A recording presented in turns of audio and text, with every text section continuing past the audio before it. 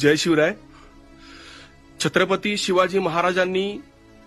बाळराजे शिवबांनी ज्या वेळेला स्वतःचं रक्त सांडून स्वराज्य स्थापनेची शपथ घेतली त्याच वेळेला त्यांनी हे ठरवलं होतं की जे रयतेचं राज्य, जे शेतकऱ्याचं राज्य, बळीचं राज्य निघून गेलंय, ज्याला 450 वर्ष पारतंत्र्यामध्ये जे स्वराज्य होतं किंवा जी भूमी होती, जो हिंदुस्थान होता, जी हिंदवी स्वराज्याची भूमी होती, ती मुक्त करण्यासाठी अनेक वर्ष, अनेक पिढ्या, अनेक कुळं या स्वराज्याच्या कामी खर्ची पडलेत.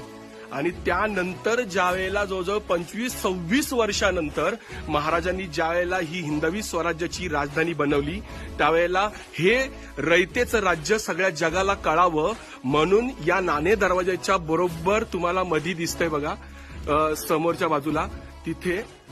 एक मोठं शिल्प आपल्याला पाहायला मिळतंय.